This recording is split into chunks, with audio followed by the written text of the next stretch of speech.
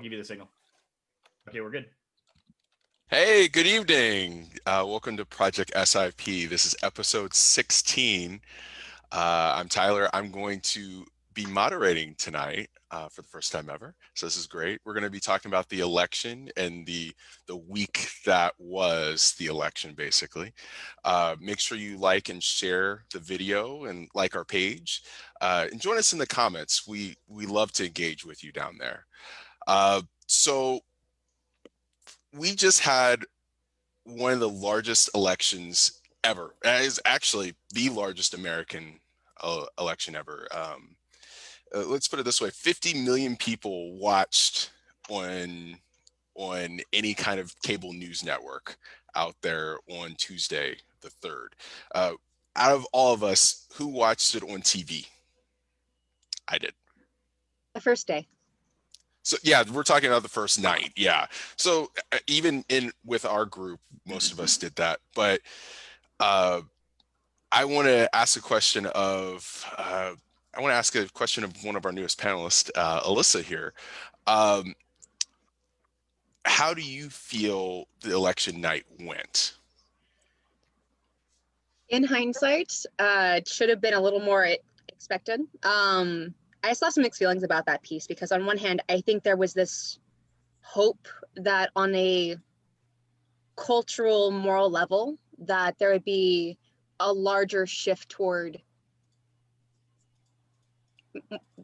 essentially just the certain aspect of morality that I think we've all been narrating, and just the larger, conversation's has not been present in this office, in this administration, and that simply was not there. 70 million to 75 million is a big difference, but really by how much? And yet at the same time, the framework of it, the performance of it on media, I was one of the people who actually got myself kind of caught up in that as well, with sheer just like panic and anxiety. I think I had like 2 anxiety attacks that day. Only 2. Only 2. But in hindsight, it should have been a little more expected that as much as we can, we've seen some behaviors that have been like, it's very interesting pattern behaviors with this administration. Our relationship with media has definitely had a certain framing and accountability to it that it would have been really foolish, I think. For me, I feel kind of foolish for not actually, thinking that it would have been a little more, not so sensationalized. Okay. That's fair. That's fair. Amanda, how did you feel on election night? Despondent. I'm very hopeful and happy now, but on election night, I was definitely like doom and gloom. Trump's a second-term president.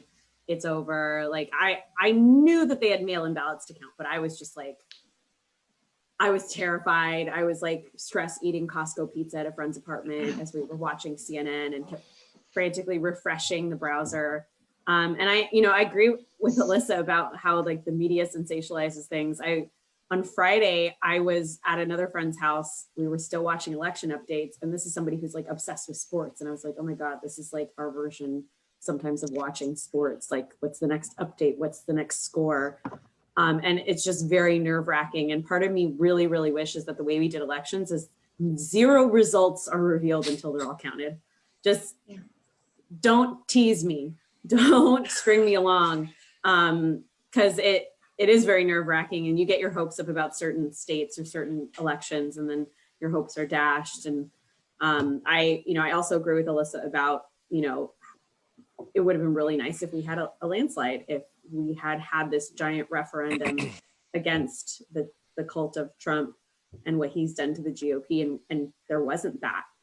It's actually now almost up to, I think, almost 73 million people have voted for him, and almost 78 million voted for Biden. And when you look at the kind of the demographics of who voted for Trump this time, his support amongst Republicans went up, his support amongst white women went up.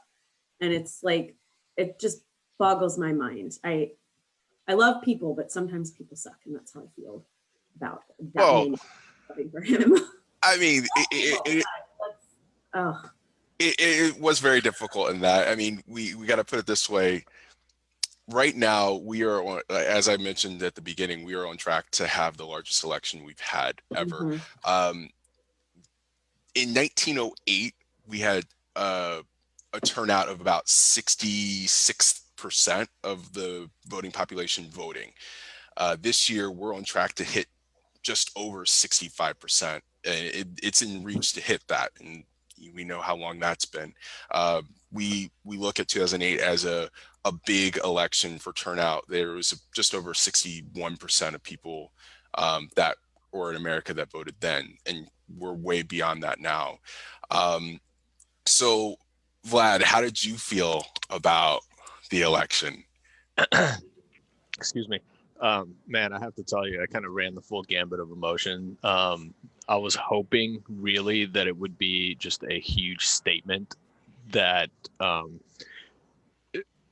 borderline fascism wasn't going to be here to stay, that, there was going to be a large subset of the American population that basically said, this isn't us. Unfortunately, 73 million people did not agree with me. So, definitely it was tough because at times you felt like he was going to be a two-term president, that somehow it was going to happen. At other times you tried to keep, kind of keep the faith and stay optimistic, but it's hard, because you're, for a lot of people, the mind tends to go to the deepest, darkest places very easily. I do think one of the things that helped was there was quite a few more left-wing commentators who came on to networks like MSNBC, like CNN, who would basically say, and I think one of who told people to just stay calm. One of my favorites was James Carville, got on MSNBC and told people to put down the sharp objects. That things were going to be okay. And honestly, at least for me, I remember when Arizona got called for Biden, it kind of shifted my perspective, because then I was like, all right, we're going to be okay once that happened. I think my other feeling during the election was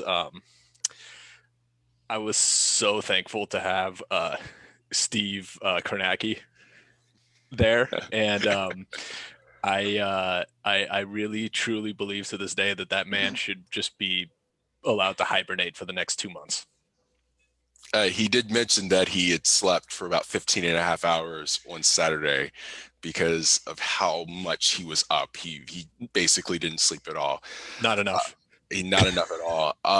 So it sounds like we're getting the theme that people kind of wanted this to be a statement election and a referendum on Trump. Jake, did you feel that same way? Yes and no. I mean, I didn't expect it. I was actually more like worried that Trump was going to take this by a scary amount, whether by cheating or honorably. So yeah, I was hoping for a landslide repudiation of him and the Republican Party. But what I found most interesting was how for weeks and months ahead of time, like we heard about this idea of like a late blue tide because of the mail-in votes, and then everybody just forgot about that night. Like really, like we all did, and we all worried really hard, and that kind of boggles me. And I think it's partly because of the crazy hype that the media puts on it that night. Like there's going to be some big answer, and there's only ever going to be some big answer if there is a landslide vote, which it's not the most common thing. We don't do that all the time. I thought the election was nonsense, just like every other one. Bite your nails and focus on this because it'll give you good ratings. Mm-hmm. Mm-hmm. If I may jump onto that a little bit, I do think as much as I appreciate that, the comments like put the knife objects down, put those sharp things, as nice as it was for levity, there's also disingenuousness because that framing, it was very intentional to create this panic, to create this, this piece. And like Jake said, this was not an outlier to just this election. It has been for quite a bit within how the media's relationship with this administration, and in particular with the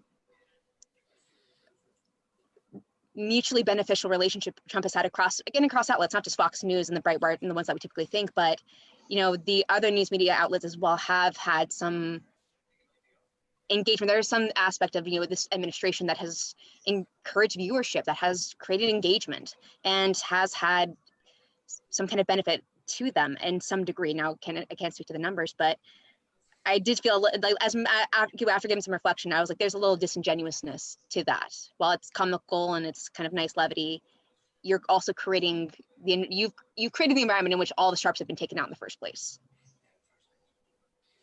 So, Alex, as our usual moderator, I do want to ask you how you felt.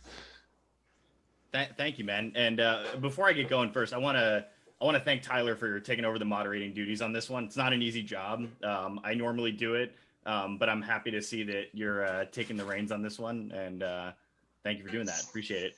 As far as how I felt about the election, as many of you know, Tyler, myself, Jules, Vlad, Kylan, and a few other of us, we typically do a state of the election episode like once in a while. Just we would go into polling and how we felt that the election was trending and stuff like that. And what struck me about this election season was how consistently Biden led the entire time. Whether a few swing states dipped and, or something to that effect, it seemed to be pretty clear that Biden was going to win, that every major outlet had predicted that. And, I know a lot of you out there are saying, well, they said the same thing about Hillary, but the reality is Hillary never led to the same number as Biden did at any point in the election. So frankly, I was pretty confident in the days and weeks leading up to the election. Until they called Florida. That was the one point, I think, once they called Florida, I was nervous. I was free because it wasn't that they called Florida. It was that Biden underperformed in Miami-Dade County, Broward County, and some of those other counties that he typically runs it up in, or Democrats typically run it up in. That made me nervous. And then Arizona got called later in the night by the AP and Fox. And at that point, I was pretty okay with it. I knew the mail-in ballots in Pennsylvania were going to come in, and some of these other swing states that Trump was leading in. I knew the mail-in ballots were going to almost completely make up the difference.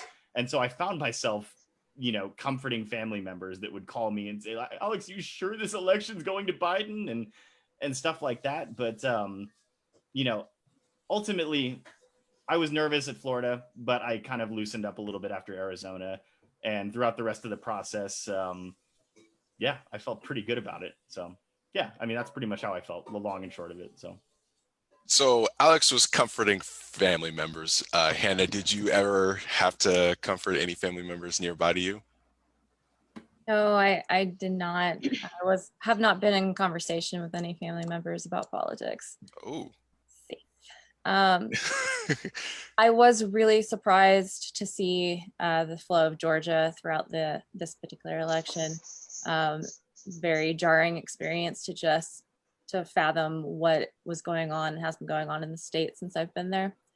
And just pretty impressed by the turnout and what in particular Stacey Abrams and people she's been supporting and they've been helping her have accomplished. Otherwise, I did not pay very much attention to the day of polling number updating. It is quite a stressful experience, and I took my mental health break there. Well, that's good. I mean, obviously, we all needed a mental health break after watching the election roll in over the week. But it's good that you took it out from the election day on. Now, Jules, you being down in Southern California, how did everything kind of figure out for you down there? Well, you're on mute though. I'm muted. So where I am in Southern California, of course, is a very left-wing bastion. You're not really going to find many right-wing types of people unless you go down to Orange County, San Diego, places like that. Up here where I am in Sherman Oaks, it's a very liberal Jewish community. And so everybody seemed pretty on edge, I guess. So everybody seemed nervous. And then the days following Tuesday, I was very nervous because I work in the grocery stores, and So I could tell people were walking around kind of looking zombified, like just waiting for something to happen. And then on Saturday, it was like, a dam breaking. Everybody could breathe again. Everybody felt better again. And it was nice. It was finally some good news in 2020, which has been pretty much entirely bad news. And everybody, at least in the LA area, is pretty happy about the Biden win. And we voted down here, I think 75 to 25 or something along those lines, maybe a little different, So 30-60. So currently, right now, is under 72% for Joe Biden. But just throwing this out there, Los Angeles County is one of the counties in California that actually trended further right than it did in 2016 by 5 points. So that Well, is the votes aren't in yet. So all the votes aren't in yet, but it's in the high 90s in Los Angeles County. So that kind of brings me into another point. With higher Latin American and Caribbean American populations, Joe Biden actually underperformed what Hillary Clinton did in 2016 and Barack Obama did in 2012. Just for some reference, Alex mentioned Miami-Dade County. Miami-Dade County moved further right by 22 points over 2016. While there was a county down near the border counties in Texas, which generally are pretty liberal areas with the Latino population, the Mexican population that's there. It had one of the highest shifts, right or left, from the 2016 election, in that it went 55 points to the right over 2016. So I got a question for Amanda. How do you think that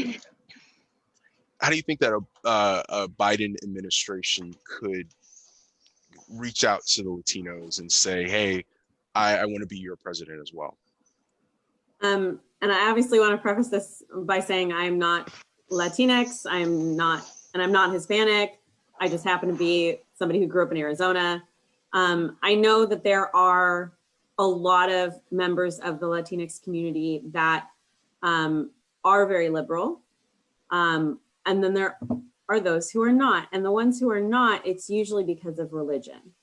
And so as a fellow Catholic, I think that if Biden wants to speak to those people who didn't vote for him, who are Latinx and who don't fall into the Cuban American population, because I think there's a different dynamic there with coming from a communist nation and how Trump framed his attacks on Biden.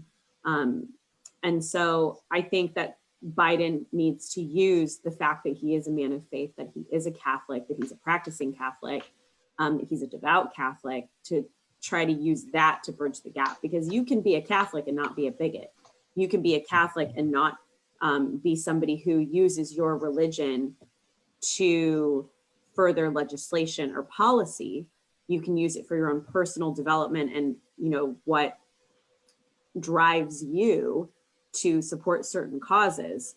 But there are a lot of members of the Latinx community who are very Catholic and who are very pro-life, and that sometimes can be the driving factor for them. So I think if he can try to bridge that gap, that may help him if he were to run for a second term, or if he were to support VP-elect Kamala Harris in what will no doubt be a 2024 run. So that's a very interesting question that we can ask ourselves a little bit later. But I do want to go to Alyssa about religion. Amanda did bring up a big point about religion in the Latin American community. Is that a big deal for the Latin Americans? Yeah, and just to preface for those who don't know, I am Mexican American. I'm mezcla. And I am also a very light skin. And so there's actually another piece to that where I think there's another dynamic that is going to be a little more insidious that we'll have to address as well, that I'd like to speak to. But in terms of the Catholic and religious aspect, I absolutely agree with, in terms of that framing. It's very much, there's a larger conversation at play about these older Christian institutions inherently having this diametrically opposed relationship to progressivism. But there are organizations out there, if I may, can I just plug something in real quick, guys, which I think is a great organization that I've been supporting for years as a Catholic, Catholics for Choice, which is a nonprofit organization that's focused on furthering reproductive rights, abortion right access across not only in the United States, but internationally as well, and getting access to reproductive care to vulnerable communities. That is, again, Catholic-based organization. And so there are, like you said, a lot of organizations out there that don't have this very clear piece of that dynamic. Now, I do agree where Biden can potentially reach out to the communities at peace, but there's an insidiousness that we also have to address, which is the relationship that with the Latinx community, which is, again, multifaceted, very diverse, the access of whiteness and assimilation in becoming American. That is another piece that I think has to be addressed and be at play, because there is, there is an element of not just, colorism, but also your passing. How well do you assimilate? And it's something I've seen very much in just my own family. And again, I'm the first one of my family who's really mixed. My father is white. My mother was Mexican American, and everyone else in my family was Mexican American. And that piece was very interesting to look at that dynamic, because there was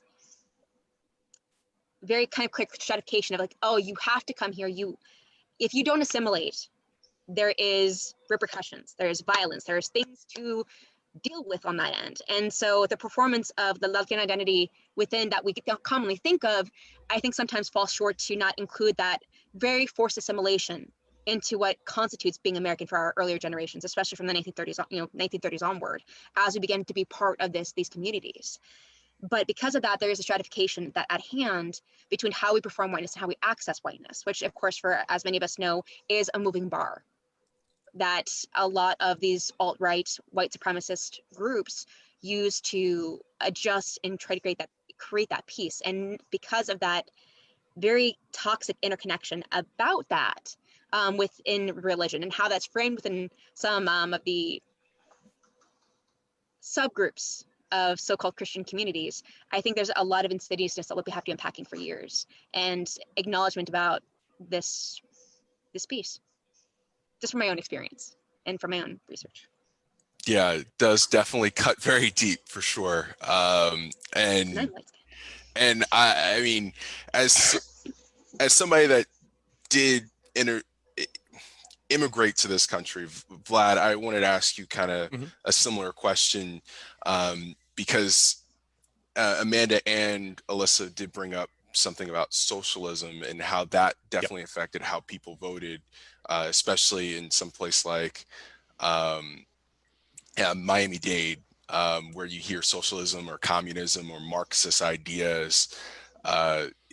It really does affect how people think. I mean, from your experience, how does that affect things?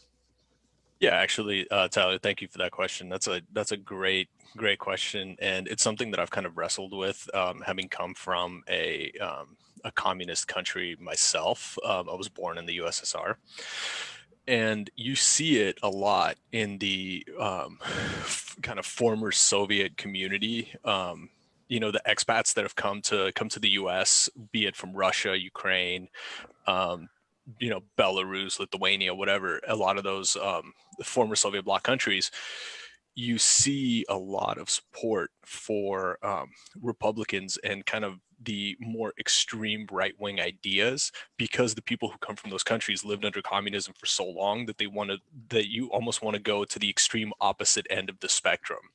And I feel like that's kind of where the Republican Party was really successful, and where Donald Trump especially was extremely successful in Miami-Dade County amongst the Cuban expat population, is he was able to paint Joe Biden and the Democratic Party as this extreme left, communist bloc that was reminiscent of Castro in Cuba.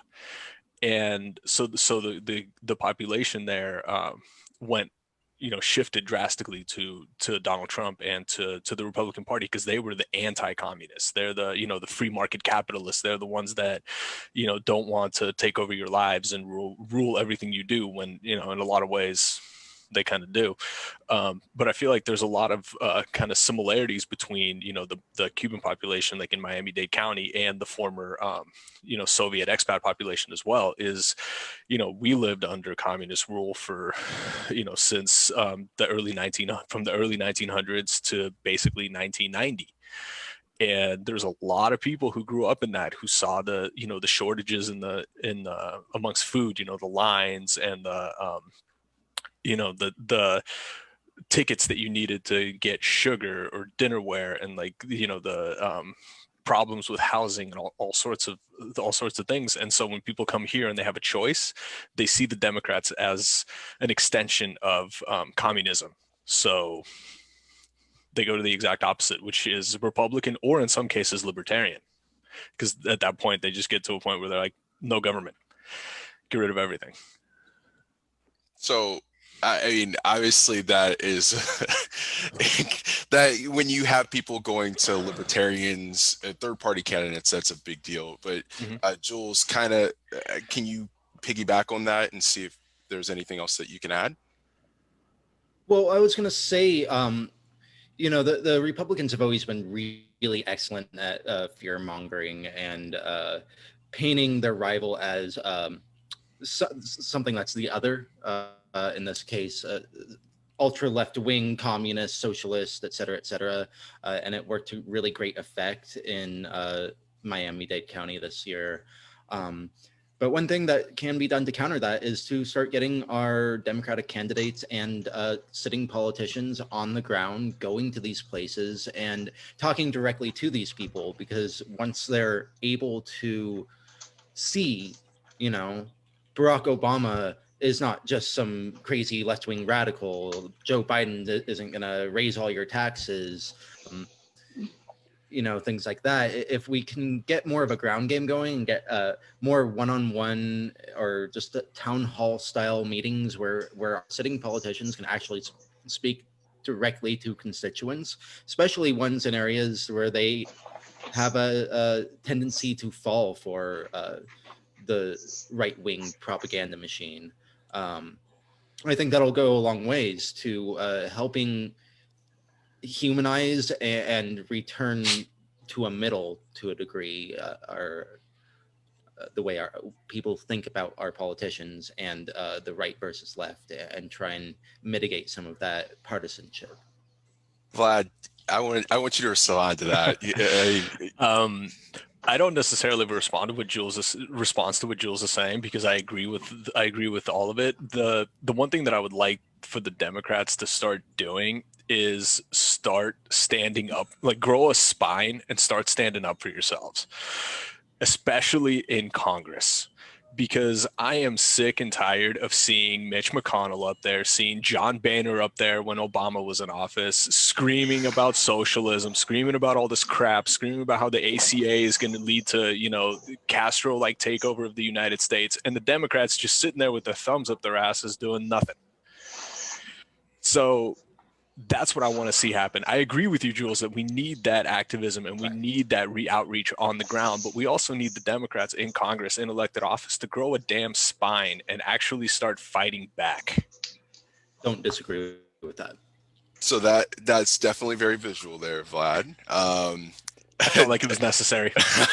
John Boehner, we all know, was very emotional when it came to his leading of everything. The Senate. Just everything. And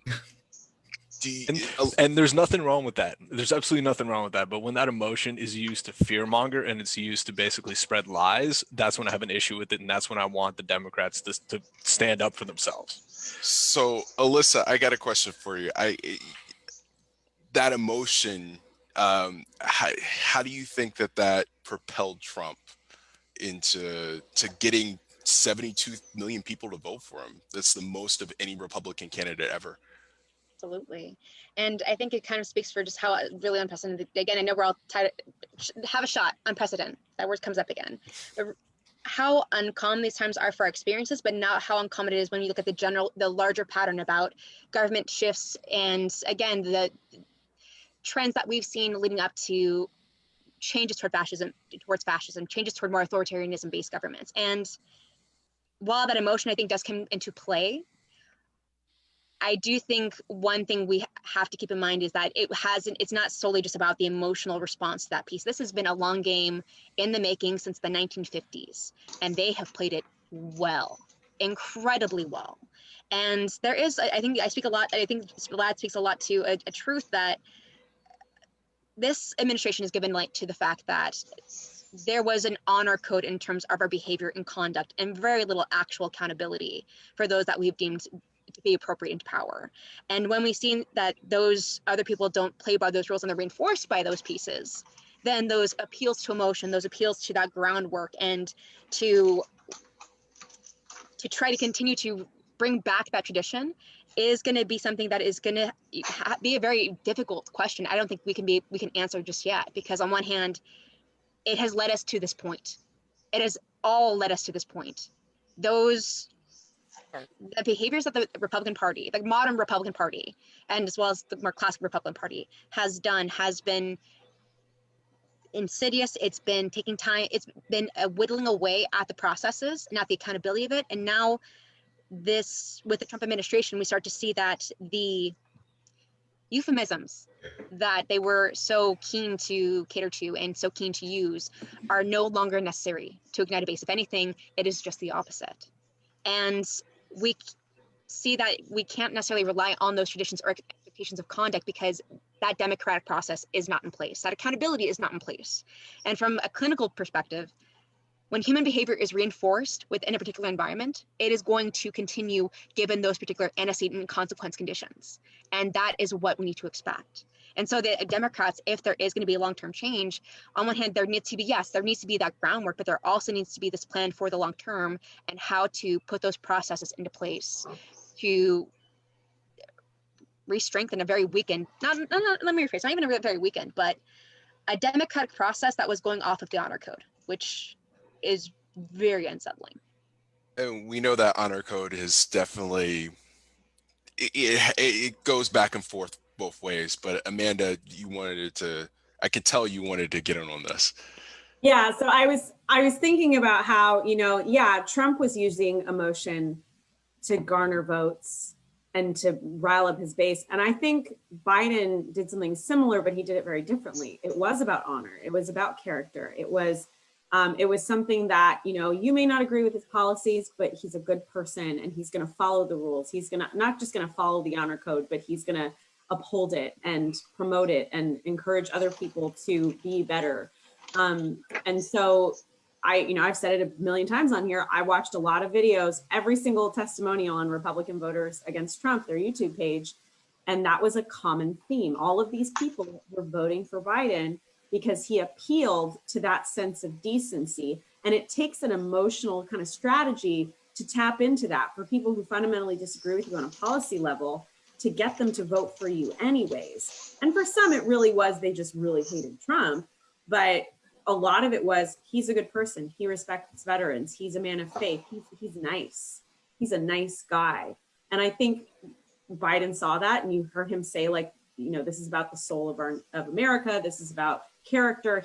He took that and he ran with it. And I think he got 8 or 9% of Republicans voted for him who didn't vote for him last time. So I don't know if that actually made a big difference, but I think that was a good tactic on his part.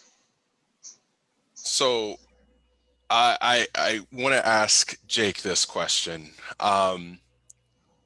We all know fear mongering and everything was a big part of Donald Trump's campaign, but what was another thing that he did really well to garner the amount of interest that he received? I think we've already talked right to that in a big way. The way he modeled his attacks against Joe Biden locked in a substantial vote amongst the Cubans that I think was honestly a fairly brilliant play. I'm not one to be like, yeah, Trump was smart, but whoever planned that move nailed it. And since you mentioned fear mongering, I think the left has done a fair amount of it too in this one. All you had to say was Donald Trump and people panic. So, that's fear mongering. So it's on both sides. Okay. Hannah, do you kind of feel the same way Jake does on that?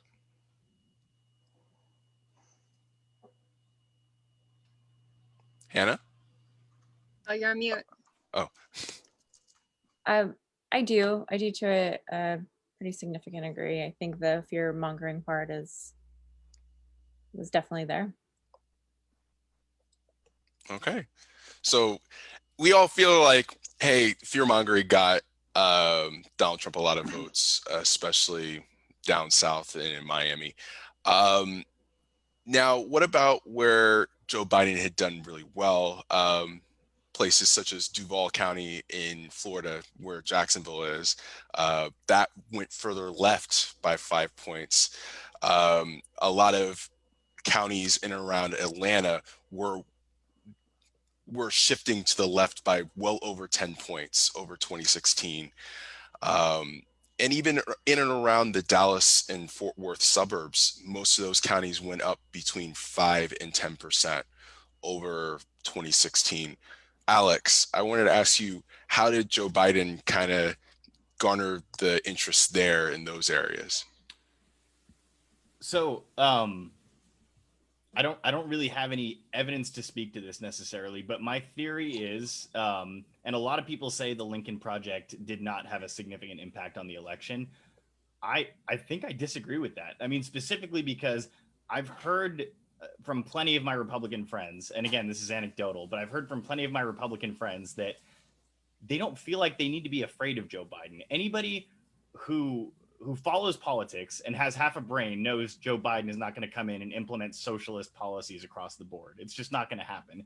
He'll govern with a sense of decency and more towards the middle than I would like him to be. But ultimately, I think the reason that he overperformed in districts that typically are a little bit more purple is specifically because of that appeal to normalcy that a lot of people are seeking right now.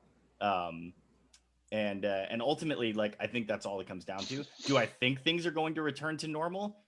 Probably not. I think we're more divided now than we have been like almost any other point in history. I think that's going to continue for a long time. And ultimately, we'll just have to see what happens. But to answer your question, I think that he overperformed as a direct result of him appealing to normalcy. Perfect. So, Jules, do you think that Joe Biden performed well in saying that, hey, I'm a normal guy, you should vote for me? Well, yeah, I think he did. I mean, I think the one saving grace about Donald Trump, even though he is representative of a sort of an authoritarian way of governing, he represents just sort of a slimy version of America, and I think there were quite a bit of people who liked his policy but hated his personality. And I think a lot of people just wanted to not have to wake up every day and read what the hell did this guy do today? Who did he fire? What did he say? How many tweets did he tweet out last night in the middle of the morning? Like, so, and I think there was quite a bit of people who just didn't want to deal with that anymore. So I think, yeah, Biden overperformed in a lot of areas, and he, if you look at Texas is closer. Again, it's leaned more left this year than it has previously. It's not there yet, obviously. I mean, I think what another thing Democrats really need to do is to figure out a way to counter the right-wing media propaganda machine that is taken over people's minds, that have infected these people, ideas that are completely false. You can have all these Republican politicians who say all this random stuff, but they don't really believe it. They just say it because it's politically expedient. And what they have is, the Sean Hannitys of Fox News and Tucker Carlson. They go on and they take that idea and they run with it, and they feed millions of people conspiracy theory nonsense that's super right wing and super harmful to a political discourse, and it's all in the name of winning for the party of of the GOP. And that's all they really care about anymore. And it's all they're doing now. They don't represent the people. They just say things that are good talking points, that are controversial enough, and have enough pull for the Fox News and Breitbart people to take and run with. And now we've got millions of people who don't have any idea what's actually happening in the world. So Jules, you bring up a great point that I want to ask Alyssa this question, especially since she's kind of newer into this podcast. Yeah. Does it seem like we have two realities going on in America? And I think that's a really good question. I think the reality of it is, I think to speak to what we were saying earlier, Biden did appeal to this moral decency within some of the more moderate, wanting to return to normalcy. This isn't who we are, but the fact of the matter is, this is very much who we are. 73 million people took a failed administration, economic crisis, death, a failed pandemic response, multiple human rights violations, and almost extra, just I don't want to say necessarily significant. I'll say just conservatively a significant increase in hate crimes across the country. Deregulation on a federal level for multiple state rights that I know many of us in this group have felt on a very personal level, and they were okay with that. Now, I think there are some pieces to this reality that we're having to face. This isn't two realities. This has been the reality that has always been, that I think particularly progressives and the Democratic Party in particular have not done a great job of adequately addressing. Not necessarily because of the cult of mentality that has easily taken place with what we've seen in the Republican Party, with those very more like common othering sites like Breitbart, Fox, those buzzwords indicate this almost caricature of news that we think to, but they are not the only ones that got to that point. There may be the more caricature ones that we reference, that we say, oh, look at these fucking idiots. Oh my gosh, these guys are, but it didn't get there out of nowhere. This is very much who we have been. And we're having to face, how do we reconcile that? Because as much as I think I would have liked the idea of a blue wave, this, in my opinion, at this moment, things are subject to change. This is just a reaction, an opinion. This is probably the best thing that could have happened to our party right now, because it was too close.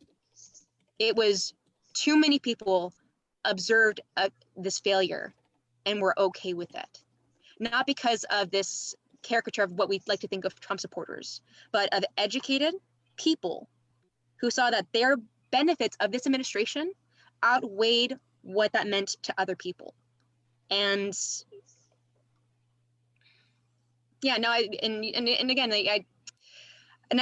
like to, and I'd like to say that, maybe this is actually the best piece, because if we hadn't seen it be as close as it was, how quickly would those same progressives who were rallying and pushing through the Trump administration want to return to this normalcy and this almost not necessarily apathy, but engage in those same behaviors that we have all had a part in creating in this current environment, and not actually doing the work to understand and make the necessary long-term change, and doing those harder battles that we're probably still going to be fighting, that our children's children will continue to be fighting. So again, I might be off point, but that's just my thoughts to this. That's fair. That's very fair. I mean, since we are working with a lot of different things that we see out there, and we do have media out there that portray or just flat out leave out what's actually going on, it's very important to bring up. We do have a viewer question. Remember, you can share this video, and you can also comment and engage with us throughout the podcast. But Kylan, he wants to ask, and I'm going to throw this at Jules, how can we better counter the propaganda that's out there? How can we basically break through the alternative facts that news outlets such as Fox News, Breitbart, One American News, Newsmark, how are they going? How can we combat that kind of stuff? Well, there's a couple ways we can start to do that. One would be, as Vlad said, start growing the backbone, start really defend yourself and going onto these, going on public record saying this is categorically untrue, et cetera, et cetera. If we can fight back in that way, if our politicians can like actually say, well, look at everything these guys have done and list we have to get a little dirty here. I Now, think now, how is that because different? How is that different than the last 4 years? how is that different from the last 4 years? I don't know. I don't know if it's any different because I don't really know how to solve this problem. But that's one idea that, of course, I would agree with Vlad, is that we need to start speaking out against these mistruths. And another way to do it would be start regulating the ways in which they distribute their falsehoods. So Fox News and Breitbart and all these right-wing organizations would not be nearly as effective as they currently are if Facebook wasn't helping to propagate their bullshit. And if Facebook isn't going to take it upon themselves to start actually regulating their content to disengage from people who are making up conspiracy theories, and they've only just sort of started to do that now, kind of to save face, I think. But they don't really do it in earnest. They don't do it on a massive scale. They need to start getting rid of these people. And if Facebook won't do it themselves, then we need to have federal laws that will dictate to them that you cannot disseminate false information.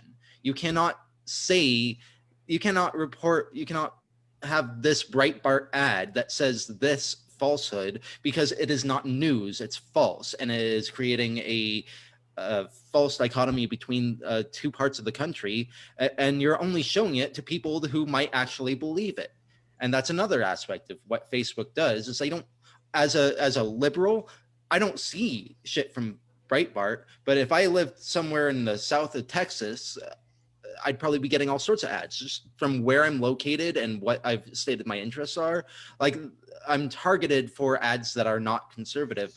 Anybody who leans conservative is targeted for ads that are extremely conservative. And the way that algorithm works is to further separate you from the median. And it's true.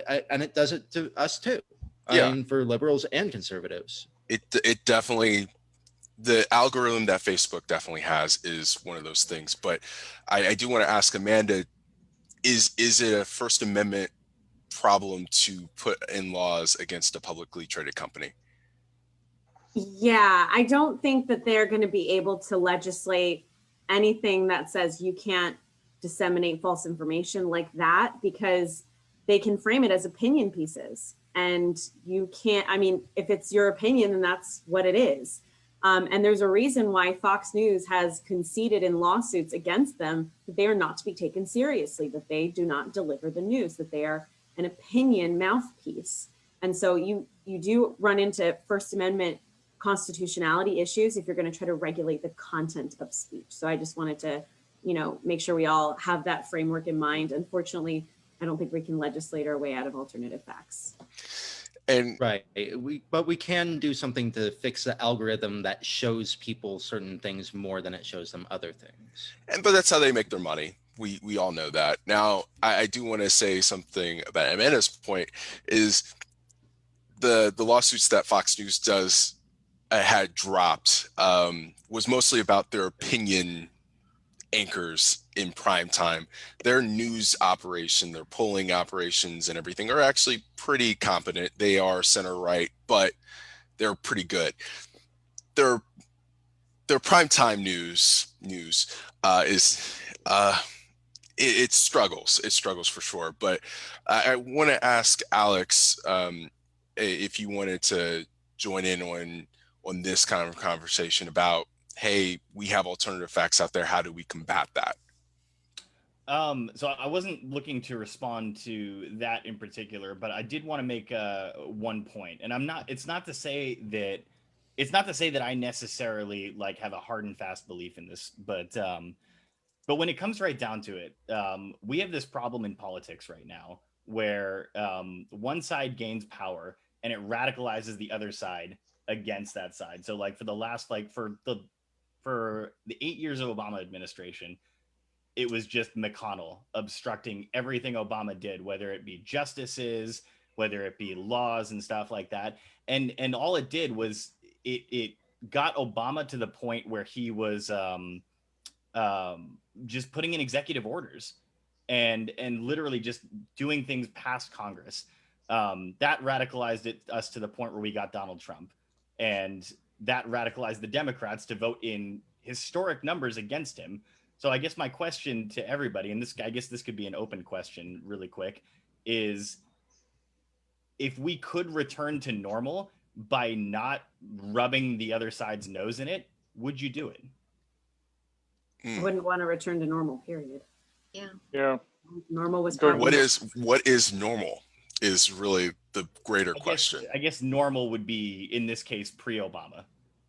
Oh no. not- pre-Obama. Pre-Obama, Oh, no. Clinton era, Bush era, I guess. No, thanks. No. There You may can be never that. go backwards. There's no going back to how it was. It's just nonsense to even try. It's There's too there's late. moving forward and Mhm. growing. Period. Everything else is just distraction. Absolutely Normal agree has with Jake been on that one. bad for a lot of people. And the fact of the matter is, normal is what got us here in the first place. It was performative. It was the appearance of tradition. It was the appearance of propriety. But these things were always happening. The Nazi Party gave way not from Obama, but from years of planning to infiltrate politics over the decades. The platforms that they're using here were framed from before many of us were even born, and continue to done systematically and incrementally across to where the modern conservative party. Can I just make a Frame quick the point? Because narrative. I just want to make sure that people aren't misunderstanding me here. And I think that's partially my fault here. When I say normal, I guess what I mean is like normal to a point where our democratic system works, where Congress passes laws together instead of like what you guys were saying. Because you're right, normal was horrible for a lot of people pre-Obama. So I guess my point is, would you like to get back to a point where Congress worked together, where Republicans and Democrats worked together to pass legislation? We didn't filibuster every bill that came across the president's desk. That's what I want to know. And sorry for not making that more clear beforehand.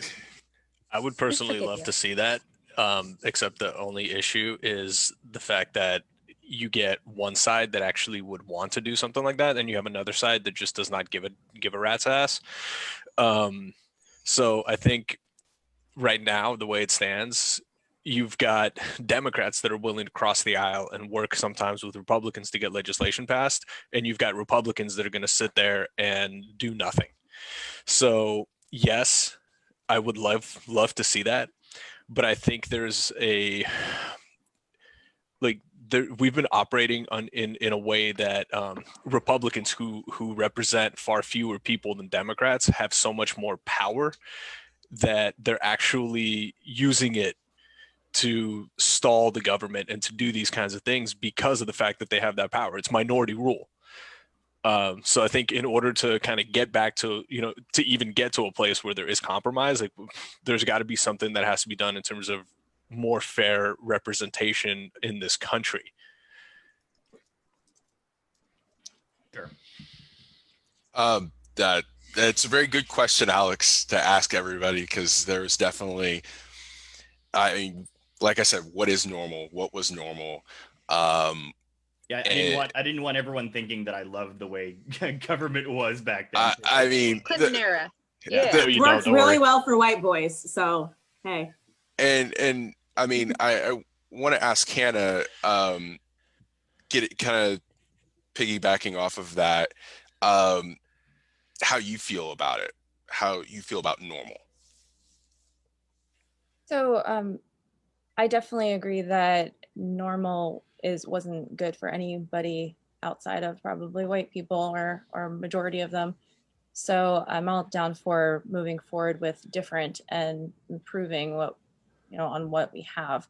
I think that what's going to be needed for cooperation in the House and the Senate is for people that feel vastly opposed from one another to be more well informed in a way that will that will help make part of the mend. I had something I wanted to share about Kylan's question that it's all basically related. What can we do to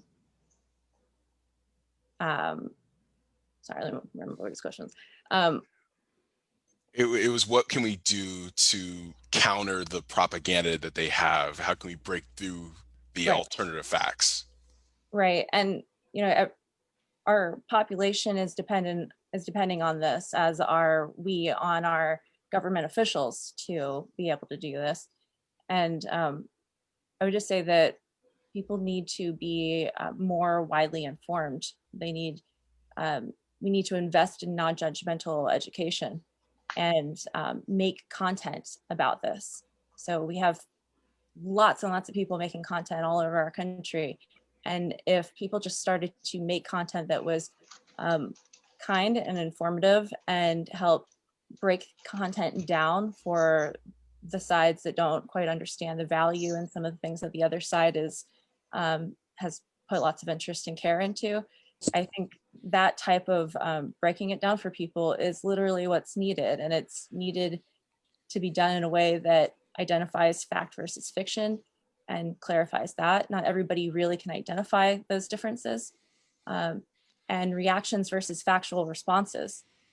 Break down what that looks like, what we see in government or in the news. How can we tell the difference in that?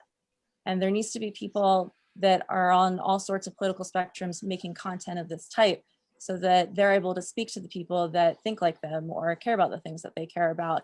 But overall, they're improving the quality of content understanding. There's less blurred lines there. And then finally, just study widely respected previous newscasters.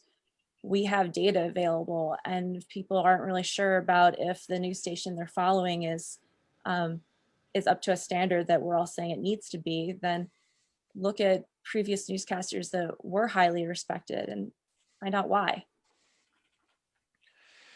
That is a very good point. There are a lot of great historical newscasters out there that were greatly respected on both sides of the aisle and all over the world. America definitely led in that for the longest time. But I mean, I want to ask Vlad this. It seems like people are kind of like preferring to be lied to and want to eat up that kind of content, at least in terms of what we're talking about right now. Because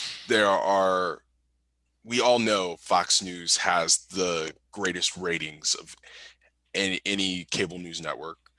And conservative media is being eaten up like crazy. As Jules had mentioned earlier, Facebook's algorithm is set to give people more conservative media. Once you start getting one thing, this is the same way with YouTube and Twitter, all social networks.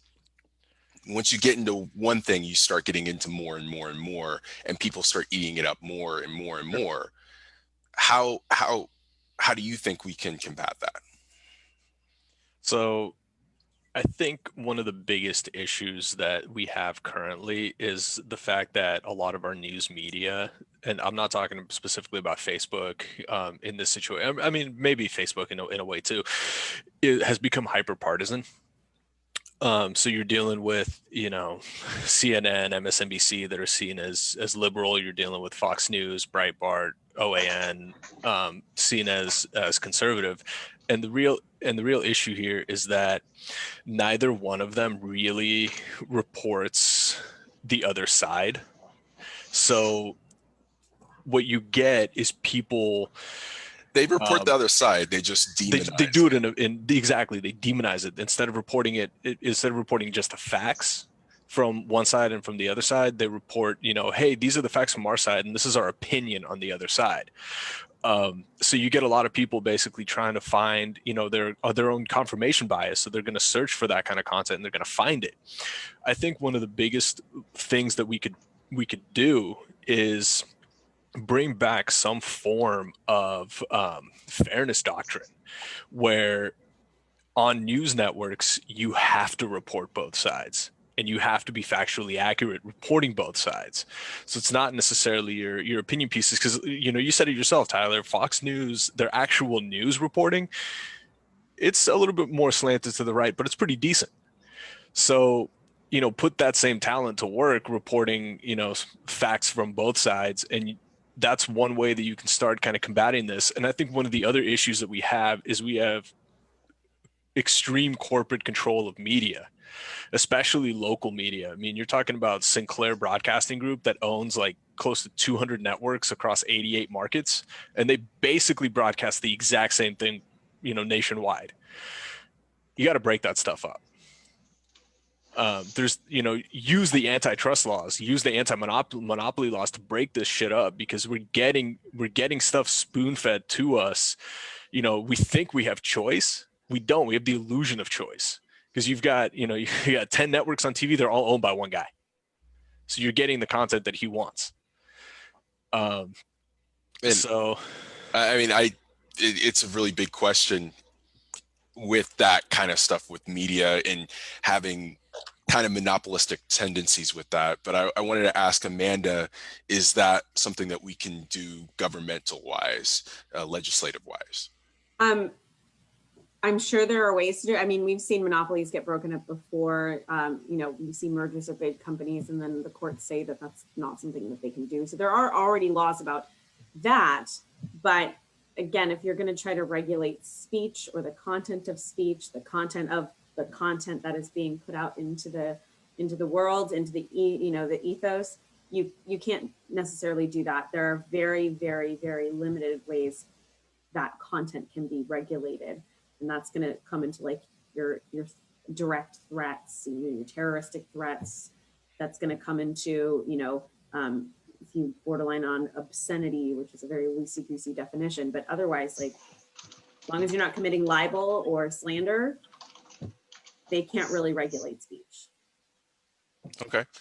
And it's great to have somebody who knows some of the legal side of things on the podcast, because then we can ask these questions. Hey, is that something that we can actually do, instead of just kind of having a thought?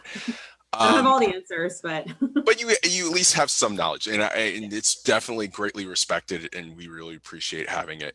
Alyssa, I wanted to get you in very quickly, because we've been talking about a lot of different right-wing media. Is there any left-wing media that we need to look at and see as something that needs to come back to the center? I think across the board, absolutely. But I actually wanted to speak to a point that Hannah made, if I may, that I thought was very poignant, and kind of to touch, both be in agreement with what Vlad and Hannah have been saying in terms of this kind of transparency and kind of this finding ways to re-legitimize the ways in which we present information and that transparency piece. But I do think there are kind of three big points that I just want to touch on. One, while I think for quite a few, being able to break the disillusionment of the propaganda piece may be able to create that bridge and understand how to access that information, understand that it's not just that simple thought process, which I think speaks to many of us on probably a very personal level. I also want to acknowledge that that's a very common logical fallacy of liberals, that if we just explain it hard enough, you'll get it because we told you hard enough with the facts. And that's not necessarily the point. There's a lot of educated people out there who are very much aware. And again, not all of them. I think there's a significant base at that quality of information, quality of education, and a much more transparent discussion about our society, our government, and our history can do amazing for making those bridges, building those bridges and breaking down that propaganda machine. But there is a fallacy that we have to address moving forward that we've been subject to, which is the assumption that if it just logically follows, it'll be the case, because there's a lot of smart ass people out there who are very much aware of the strategies they're using and how this is either not going to impact them or it's going to directly benefit them. And we have a society that perpetuates the values tied to that. So that is one thing that we'll have to address as well.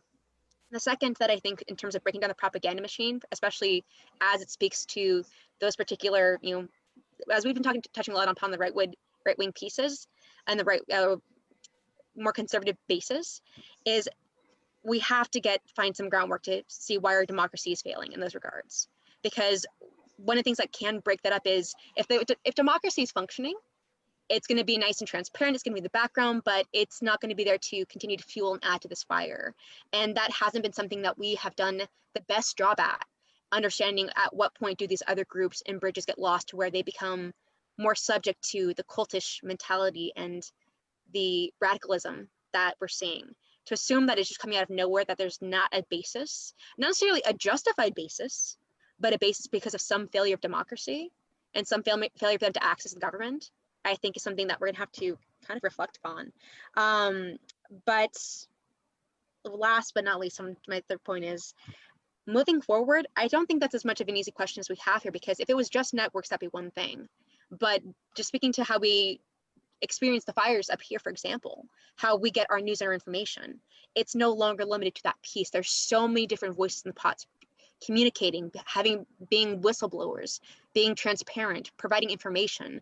And it's this almost game of telephone of how this is coming across and how we're, for example, as we speak to, the Black Lives Matter movement and things that are happening here, a lot of that came from people on the ground recording, posting, sharing, and bringing these things that have been known truths to a much more visible presence because of that, not necessarily because of networks themselves or anything that's done on that level, on the corporate level, but because of almost this grassroots, ground, uncentralized means of communicating. And that's something we'll have to consider moving forward in terms of transparency and propagating propaganda. That's my opinion. That's a really good opinion there. I love it. Jules, you had a question for Amanda. Yeah, so I'm wondering if instead of trying to regulate content, if we decided that we wanted to regulate what we define as news. So in this case, it would be something like the FCC laying down ground rules for what is actually news and how much opinion can get in there before it qualifies as not news any longer. So if we're going to talk about Fox News, well, I mean, a lot of what they report on, especially in prime time, is not news, it's opinion. And so would there be something in the way of regulating the definition of what news is to sort of delegitimize them, because they no longer get to call themselves Fox News anymore, because the definition of news is no longer is now a legal standard? I don't think so. Because ultimately you're still, I mean, maybe it's not content specifically, but it's a name. It's, it's not like, oh, you can't call an Impossible Burger meat because it doesn't contain any meat. It's, that's different. That's food regulation. That's advertising, false advertising potentially. And when it comes to speech, the First Amendment, you have to think of it as it includes opinions, it includes political beliefs, it includes expression, it includes ideas, it includes symbolism, and it includes names. It's all encompassing. And if you then get into the hey, well, this is or isn't news, like it's kind of like beauty's in the eye of the beholder. One man's trash is another man's treasure. What one person thinks is news, somebody else doesn't. And that, I don't know a lot about the FEC, but I feel like they regulate FCC. I'm sorry, see, clearly that's not my area, entertainment law and all of that. But it's my understanding that they regulate more things like, oh, you can't have certain types of content on certain like hours of the day. If you're going to have your Adult Swim or something that's going to have more adult content, that has to be not during primetime hours, things like that, they're going to gather more inflammatory complaints about, and just very, very general broad regulations. But in terms of like, are you news or are you not news? That's ultimately not going to stop people from watching Fox News. People go there for the opinion pieces. They don't go there to learn, what Antifa did today, unless someone's going to call them Antifa and, radicalize the next generation. I'll post on the feed or like the comments, or I'll have the moderator do it, I guess, the comment moderator. I'll put in the chat for us a Fordham law review article from last year about fake news basically, and how can it be regulated? What are the First Amendment implications? And it's a very, very, very tight world that the Supreme Court and the First Amendment have created for this. It is extremely difficult to get around if you want to regulate speech, even fake news. So Jake, I guess, sorry. I was gonna ask Jake, what does he think about fake news in that aspect? Well, so I think it exists because the fairness doctrine was removed, and that happened in 1987. And the fairness doctrine was exactly what would regulate this, and it was a doctrine of the United States or Federal Communications Commission that forced broadcast licenses to present controversial issues in a manner that was honest, equitable, and balanced. So I completely disagree with you, Amanda. I think that you absolutely could regulate this bullshit fake news by just reinstituting the fairness doctrine. We respect people like Walter Cronkite because he was under the fairness doctrine, and he was awesome about it. But now we have talking head jackasses who are allowed to call their nonsense news. It's not news. It never was. But since we literally deregulated it, it's suddenly something they can say. So the only problem is ratings, and that's what has won them a lot. But I want to move on from the election, because everybody has talked about the election for the last week and a half. I want to talk about the future. Now we have the election, we have the results, or most of the results of the election. Where do we go from here? So obviously within the next about 69 days or so, President-elect Biden will be inaugurated. There will be some caveats in there, which is a whole entire another podcast discussion that I bet we will have in December. But January 20th comes around. What does the first 100 days of a Biden administration look like? What can he do? Because by this point, we'll know the results of the January 5th runoffs in Georgia. So this obviously will make a lot of, it'll change a lot of plans, obviously, if Joe Biden does not have a Democratic Senate to help him out with. But let's say he doesn't. The Senate is 51-49, let's say. How does Joe Biden govern in that first 100 days? I want to pose that question first to Vladimir. Thank you, Tyler. I think the thing that Joe Biden should do starting on day one, regardless of whether or not he has a democratically controlled Senate, is bust out the executive orders. Undo all the crap that Donald Trump has done unilaterally at his desk with the stroke of a pen within the first 24 to 48 hours. No more Muslim ban, no more transgender ban, reinstate the protections for, the national monuments and, the environmental protections that Donald Trump has stripped away. Get all that crap out of, just get rid of it. It is a disaster. Just done. Next thing he should try to do is start working on a tax plan that would benefit everyone, not just, the top 1% or the top 1/10 of 1%, which was what the Paul Ryan, Donald Trump, Mitch McConnell tax steal of 2017 was. So start working on something that's going to help. It's going to help people. Start working on a coronavirus relief bill that's going to help everyone that's struggling to pay rent and struggling to pay for food. And to hell with Mitch McConnell. Like, screw him. If he wants to try to obstruct for 4 years, he's going to do it. It doesn't matter what Joe Biden does. As long as Mitch McConnell controls the Senate, he's going to try to do it. The only thing that the Democrats can do, that Joe Biden can try to do, is to make him look like an un-American piece of trash. So that's what he's got to do. put the coronavirus task force to work, but put a task force to work that has, scientists and doctors, and not, Jared Kushner. And, that's what he needs to do. And he needs to appeal broadly to the American people to say, hey, I'm doing these things to benefit everyone, Democrats and Republicans, the people who voted for him and people who didn't. Because that's what I feel like has been happening right now. I feel like Donald Trump and his entire administration has not given a single solitary worry about anyone on this podcast because we didn't vote for him. But I think that's what Joe Biden needs to start doing. Is he needs to start institute policies that will actually try to help everybody, from day one.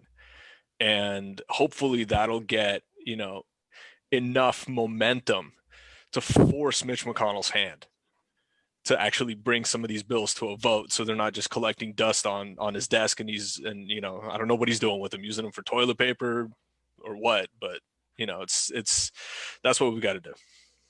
So obviously Vlad sees that there needs to be bigger changes that need bipartisan support, and he thinks that Joe Biden can get bipartisan support with some of those larger things. Alyssa, do you feel the same way? I think it'll definitely have to be a very different game plan than what Biden is used to moving forward. And it'll have to be much more aggressive in terms of one of Biden's greatest strengths and weaknesses is because he can be so across the aisles. He can be so accessible, but that is not the time that we are in now. And one of the fallacies and failures of Democrats has been to try to uphold these traditions. We see Chuck Schumer talking about this process and they should not do this and should not do that, while Mitch McConnell at the same time is saying, if I can get away with it, I'm going to, because it's my means to the end.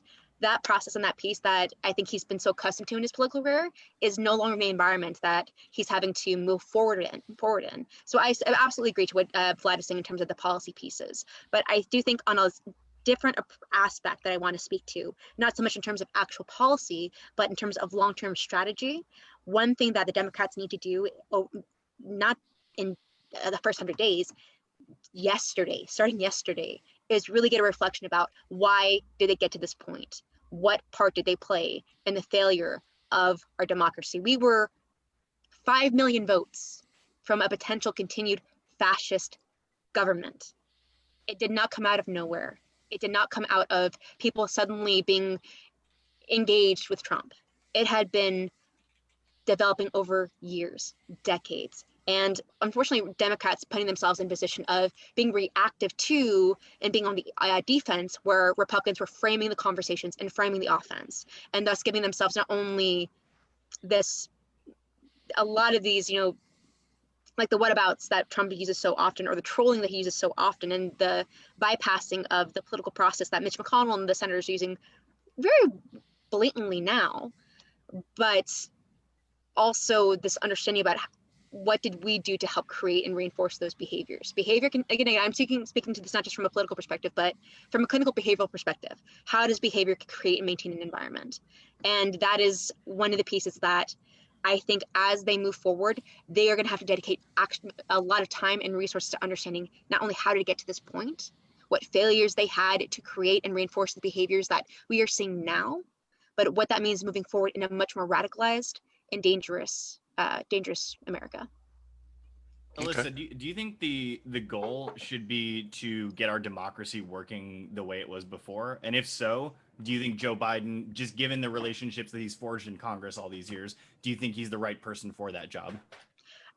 I think the goal is to get democracy working. And I think there's a lot of potential with Biden. And one thing that I speak to it's not necessarily the most progressive friendly, but I do come from an approach. Again, my background, for those of you who don't know, is I have a master's in public administration. How do bureaucracies work? How does the politics of policy translate to actual application? And one of the things that I see through that experience and through those studies is it is a very interesting long game, and it's not as reactive, or I don't think we necessarily have the best conversations about that. Do I think he has value? Yes, because he has this wisdom and experience about the change and about being a part of where we are today.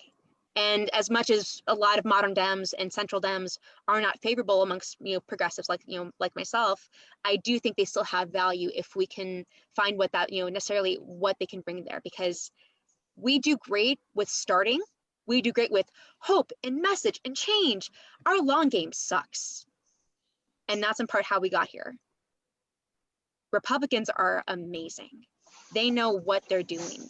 And now they do not have to hide behind euphemisms. He has a lot of potential, but if he approaches it the same way that he's approached his entire political career in terms of how to engage them, we're going to be in the same boat as we were when we transitioned to the Trump administration, possibly even worse, because it'll be further disillusionment and further possible radicalization.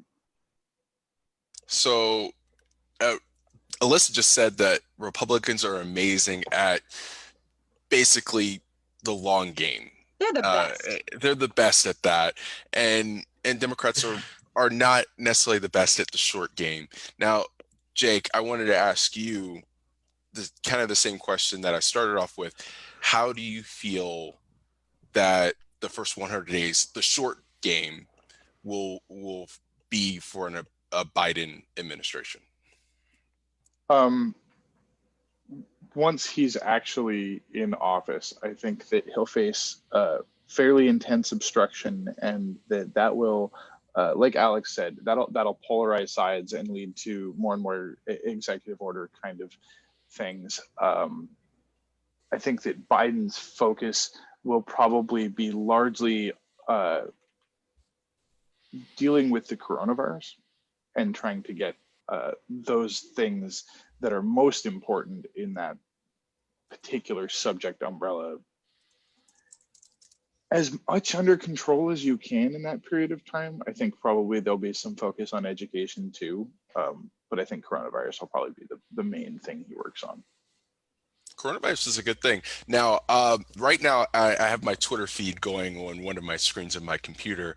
And while Jake was talking, a lot of action has happened. New York Times, CBS, ABC, Decision Desk, pretty much everybody has called Arizona for Joe Biden. So Pumpkin suck President, hometown.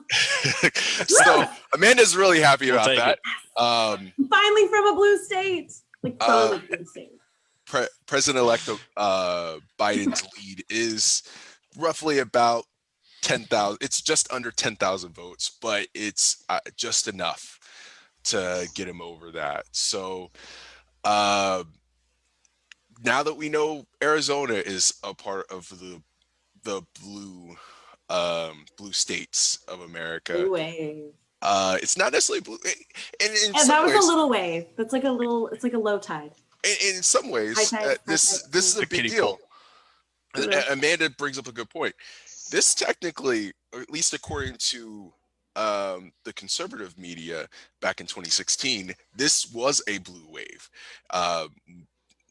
President-elect Biden is basically going to have a very similar, if not the exact same electoral win total as Donald Trump did it in 2016.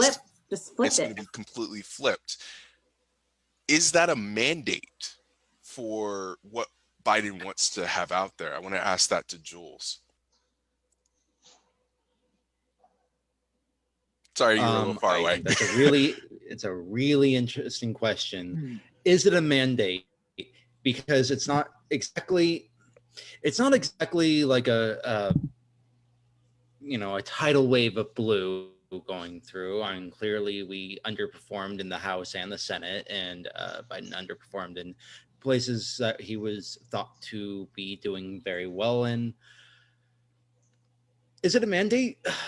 I get you could make an argument for yes. You could say that because this is the year that we've managed to flip Arizona, a traditionally red state, and Georgia is very likely going to be blue when it gets called eventually, maybe someday in the near future. Who knows when that'll be called? But I think that's demonstrative of an overall shift in the constituency of America in the electorate, that even though there is that huge division, we are getting more and more towards the left. There's more people moving to the left than they are to the right.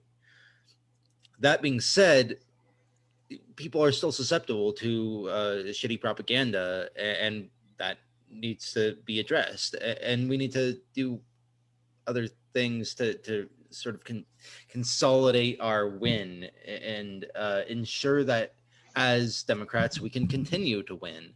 I don't see that necessarily Arizona or Georgia would necessarily be blue in 4 years. We need to make sure that they continue to be, that they move from the purple range to the blue range. So we don't want them swing states. We want them definitive. So is it a mandate? In a way, it is. It is because he shifted two traditionally red states into blue territory for the first time. For Georgia, for the first time since '92. I'm not sure when the last time Arizona was blue. You might know that, 1996. 1996. Yep. So Clinton's second term. Mm-hmm. I think it's good, but I'd like to see a trend of those being continuously competitive. I think Biden can declare a mandate. I think he could. I think he could make that argument. I don't know if I'd necessarily buy that argument, but I think there's definitely an argument to be made that people want something different. So, Vlad, Jules is kind of iffy on the mandate. How do you feel about it? So I think this election speaks kind of volumes, and I do think the Democrats might have a little bit more of a mandate to impose some of their policies, primarily because of the fact that Donald Trump right now becomes one of the few one-term presidents that we've had. You know, that speaks volumes when you get elected and you don't get reelected. I mean, George Bush, after suffering 9/11, starting the Afghanistan war, the Iraq war, got reelected. Granted, the Democrats ran probably the worst candidate in history against them, but still, he got reelected. I would say that 9/11 actually helped him get reelected. Yeah, I mean, he's a wartime president at that point. Yeah, I mean, I would agree with that. But seeing, knowing the fact that Donald Trump has now become a one-term president, and if you look at the numbers, in 2016, he lost the popular vote by 3 million, give or take, a little less than 3 million. He's slated to lose the popular vote this year by 5. Right now, he's losing it by 5, which actually speaks to a different issue with U.S. politics, and the fact that the Electoral College is ridiculous, and this shouldn't even be a question right now as to who's winning the election. Like, Donald Trump lost, period. But seeing those numbers and knowing the fact that he is a one-term president and this country is shifting to the left, like, if you're looking at, the way generations are voting, like Gen Z voted in overwhelming numbers for Joe Biden. I think that speaks in and of itself that the future of this country is more progressive. And it might not be this administration, but there will be administrations in the near future that have to go left. Okay. I mean, Generation Z is obviously the future. There are about 5 to 6% of the electorate right now, but obviously in future elections they will be a very huge part of any election. Now, Alyssa, do you think that Joe Biden has a mandate?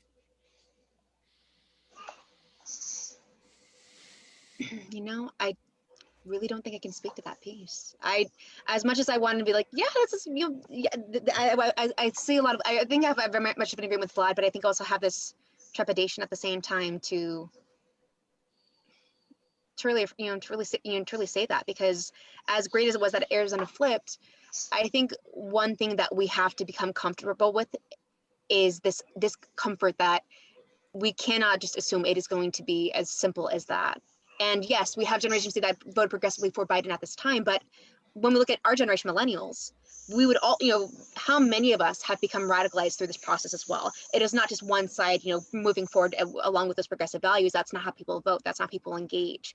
And I would like to take comfort in the idea of it. It gives me some hope, but I think it speaks to something actually a little bit more that we have to do on our end moving forward. Not so much the Biden administration and presidency, but as progressives, as people on the ground, as people who are speaking to our experiences, speaking to what we want, the policies we want to see, having an active hand in creating, trying to get, make it accessible across the board.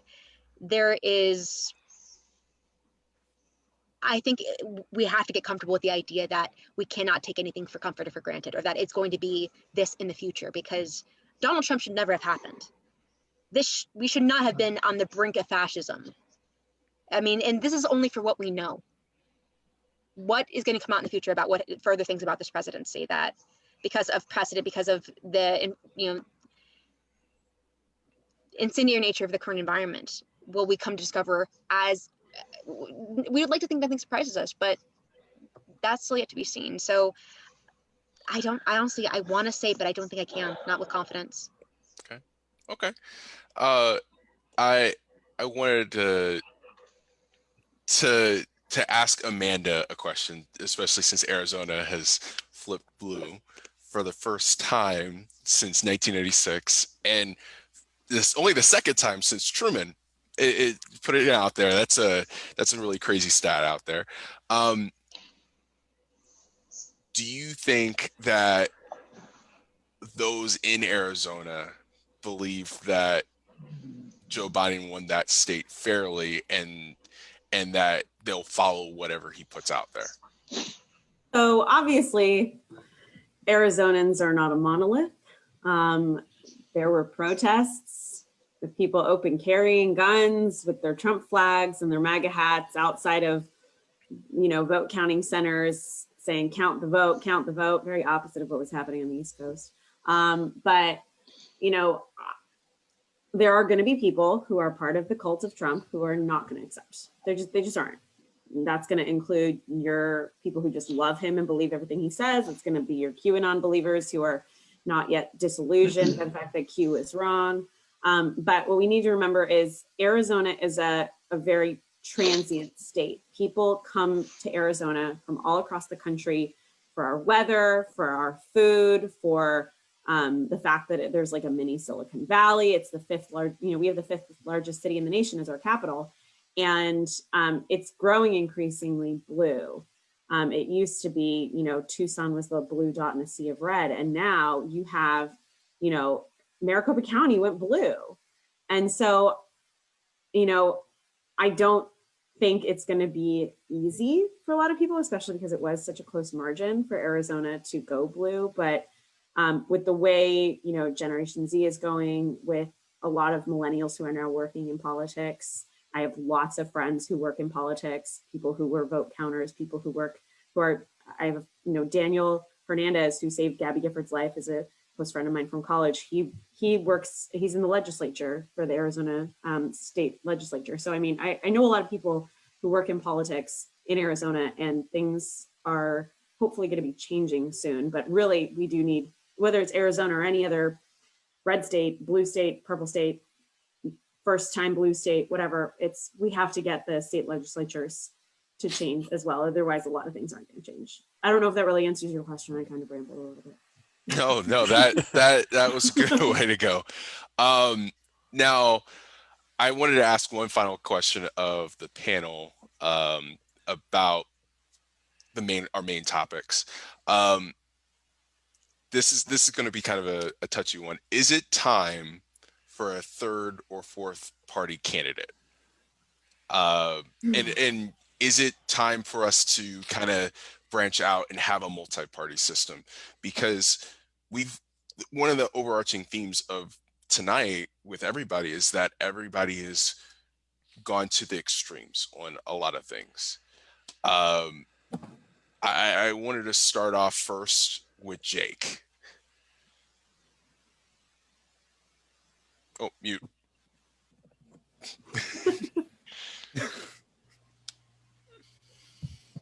I think that the two-party system is deeply flawed, and that it would be a really fantastic thing if because we are functionally two-party system, despite we have independent and green and the various others. And there's actually kind of a pile of them, but they're all kind of a joke. And it would be wonderful to see.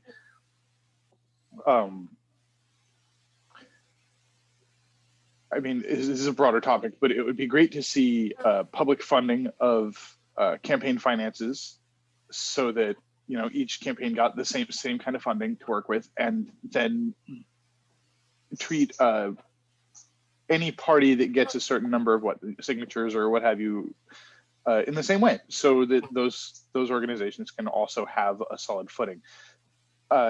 In the same vein, I think ranked choice voting is an absolute, like, I'm floored that was voted down. The people who voted against that, I don't understand.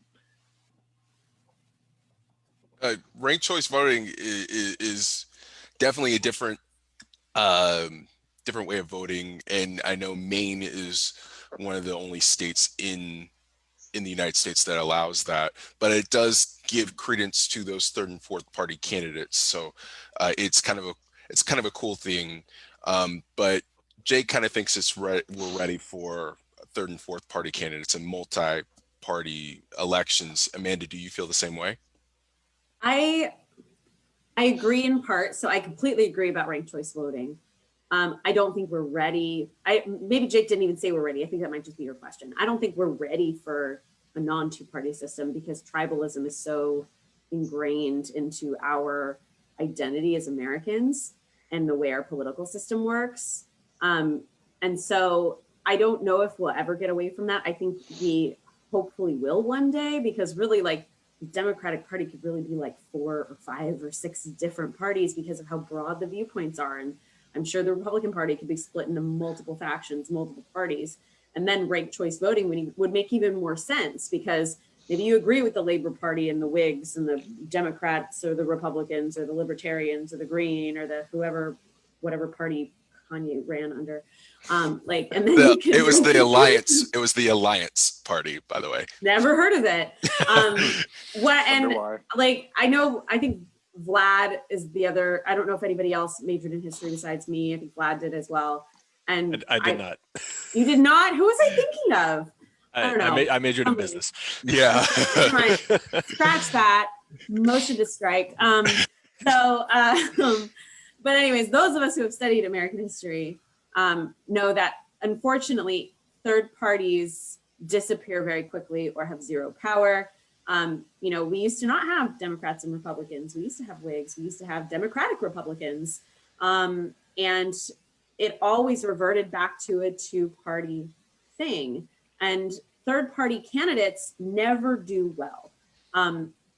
Teddy Roosevelt, after he had been president already, ran for re-election under, I think, the Bull Moose Party, the third party.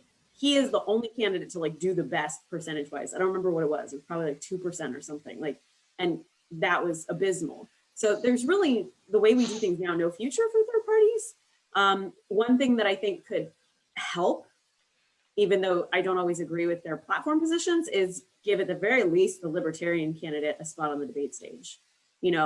That's the most popular third party right now. And, that I think would be a good first step.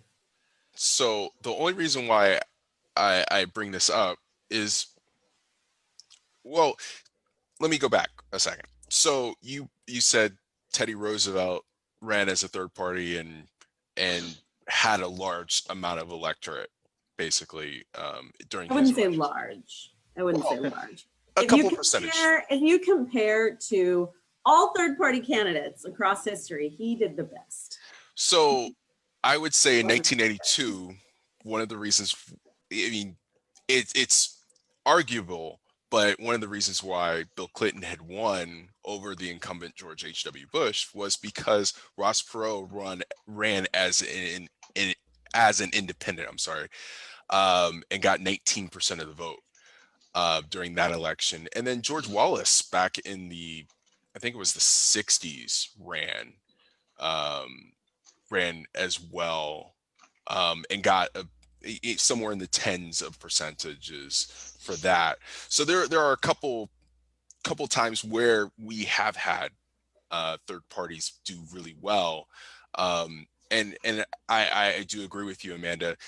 We do need to have somebody like the candidate from the Libertarian Party be up on the debate stage. I also think we also need somebody from the Green Party up on the debate stage. But I bring this up because, like I said, we become so fractured.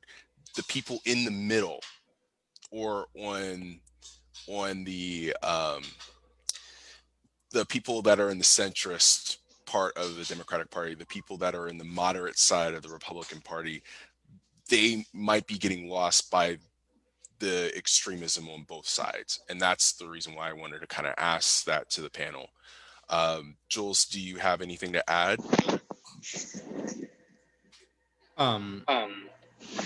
So, sorry, can you repeat what you're... Is it time for a third or fourth party candidate to... Oh, yeah. I mean, is it time?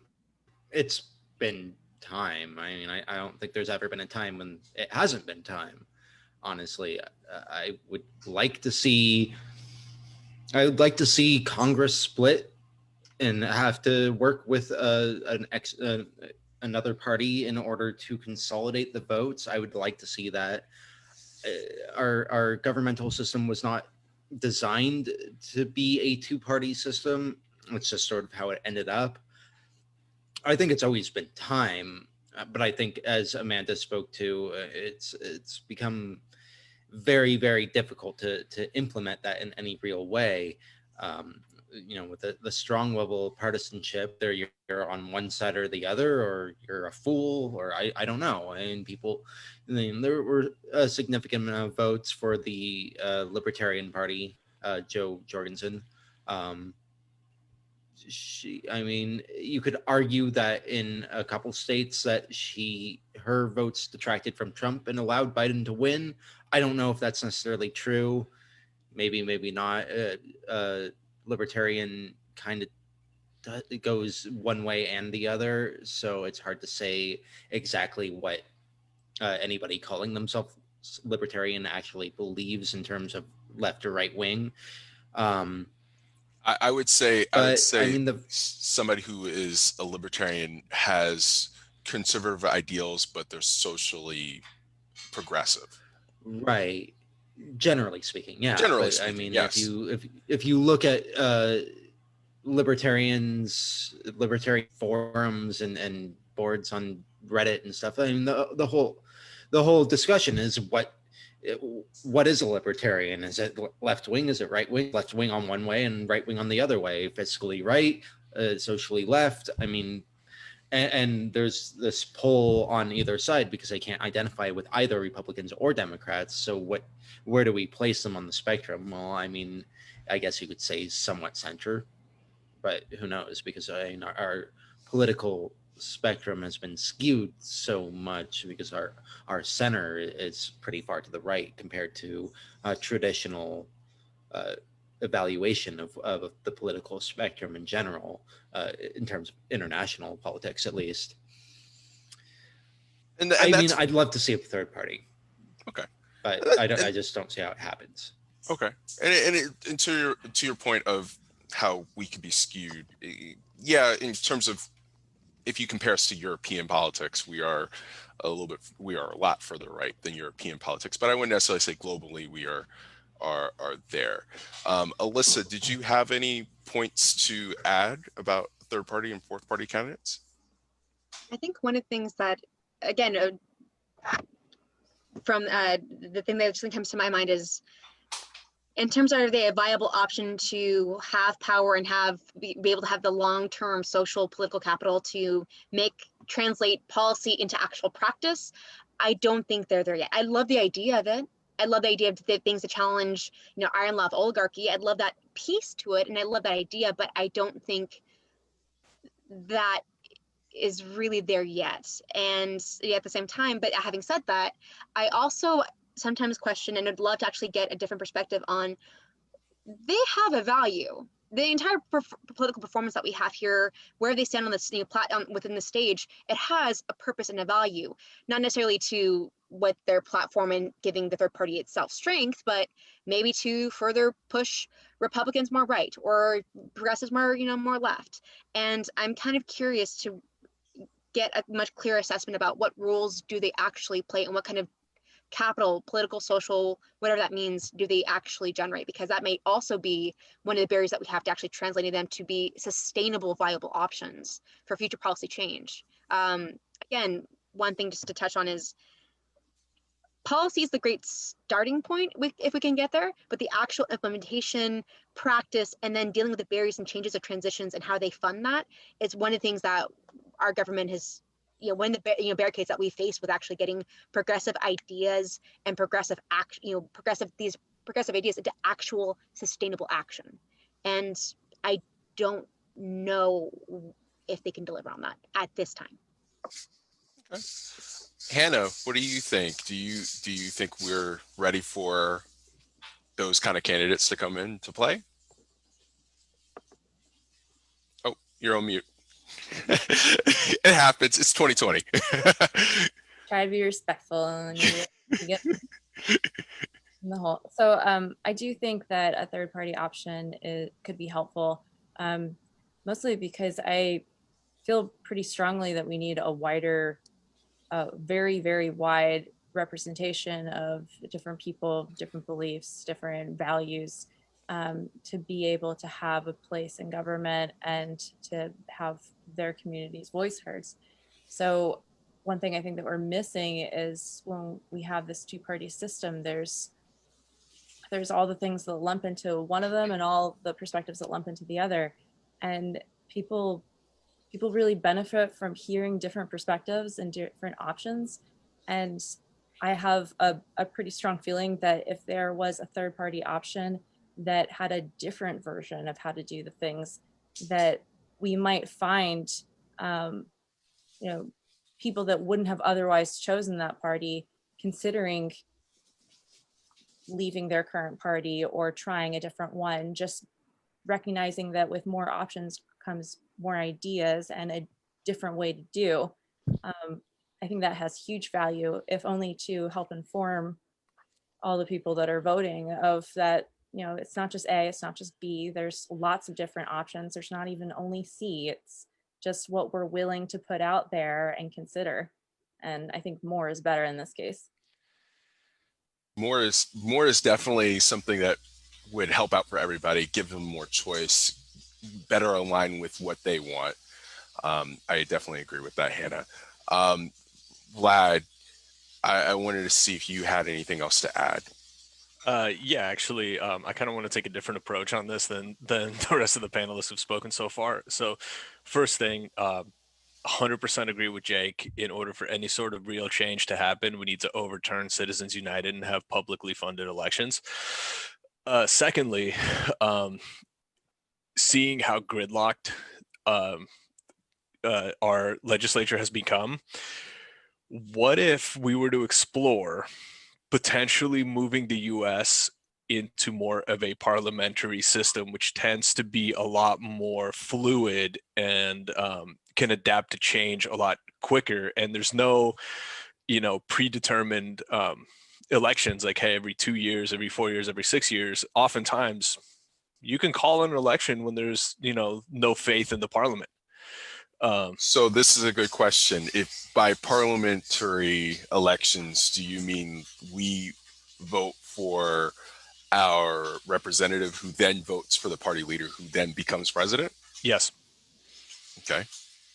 I'm talking about, your British style or your German style, your that type of parliamentary system where the head of basically the executive, or in this case, prime minister, would then have to answer to the parliament, who then answers to the will of the people, because they're the ones that actually put them into office. And yes, I understand we fought a war to get away from England. That was then. We were trying to get away from the king. this is now, things are a little different. So, I don't know. I don't know how to lead to segue off of that one. But Vlad thinks we should go back to revolutionary times. But I did not. It's fair. It's fair because that Bro, is definitely. you just totally misrepresented what he said, like I'm kidding. blatantly and on purpose. I know. Holy shit. I know it was on purpose. It was totally on purpose because like what we talked about, we live in two different realities right now. So that was my reality. But I was gonna finish off tonight with a fun topic that I think would be very interesting. I wanted to see, because we've been living through this for basically this whole entire year, what is your 3-word review on the 2020 election? And I wanted to start this off with Amanda. Well, speaking as an Elizabeth Warren voter, settle for Biden. Settle for Biden is a good Took one. everyone's answer right there. I know. Yeah. So since you spoke next, Alex, what is your 3-word review? Okay, so mine's a little longer than 3 words, but this was just too perfect. I got to share this real quick. Oh. I had to. It was too perfect. Yeah. That And is thank you to the Navajo Nation, because they're the ones who saved Arizona for us. yes, that's one thing. The Native American tribes out there in Arizona definitely helped tilt the election as well. As the suburban housewives of Phoenix. Scottsdale, Tempe, they're all there. Jules, what is your 3-word review of the 2020 election? I'm so tired. I think we can all feel that. We are a little bit tired and exhausted by what we've gone through for the last 15 months, but sure. I also want to put this out there. If you out there have a 3-word review about the election, please put it in the comments. And we want to hear what you guys think of the election, because we got one from one of our viewers, Lewis. He said, "Pass the Xanax." That's a good one. So Alyssa, I want to ask you, what is your 3-word review of the 2020 election? Okay, next steps. That's a good one. Yeah. This is a starting stone, or stepping stone, I should say, into the next steps of what needs to happen. Vlad, what is your 3-word review? I've got 2 of them, actually, if you don't mind. My first one is Trump, get out. And my second one is more liquor, please. I feel that second one. I think the second one is something we all feel. Does Jules have his glass of wine? I know. Yes. Your goblet of This wine. is the one time There Jules it doesn't have is. the wine. But I think one thing that we all can say is that our garbage, our trash people think that we're all alcoholics now. And You're not wrong. it's not wrong. I mean, really. Hannah, I wanted to see what your 3-word review was. My experience of it has been combative, energetic, and disappointing. Wow, that's great. I like that. It has definitely been combative this year, for sure. And finally, we have Jake. Jake, what do you think? So I've got 2 as well, and the first is repudiate Cheeto, and the second is push Biden left. Push Biden left. So I guess you don't think Biden is progressive enough. That's great. I like that. Not at all. No, I think Podcast Biden is gonna go sucks. like I'm 20 finally minutes glad to be able to say that Jackass sucks, and I would love to see him get pushed into the direction that he has said he's going, and I'm just not faithful that he's going to do the things that he said he does. He's in first steps. Let's long haul kind of thing here. Let's take the Senate. Hashtag take be the nice. Senate. Yeah. How about that for a 3-word review? Take the Senate. Well, Yeah, there you go. It's gonna be tough. It's gonna be Next tough. step. I mean, that kind of goes into my 3-word review is finish the job. Because we made it through 5 years of crazy, and I do think the next 4 years will definitely be something that I guess not necessarily that we expect, but at least it's not what we've been dealing with, and we need to finish what we all have voted for, or at least a majority of Americans have voted for, and even though we don't want to necessarily go back to normal, we want some semblance of normalcy. But that was all that I had. But unless anybody else had anything, I think this is the end of our 16th podcast. Can you believe it? I think we're going to skip Thanksgiving because it's Thanksgiving. And we'll be back in December with a whole new round of great content for you guys. So again, make sure you go out there and you like our page, you share our videos, and you comment and just let us know what you think about what we got. We'll see you on the next time. Thank you. Ready. Good night, guys.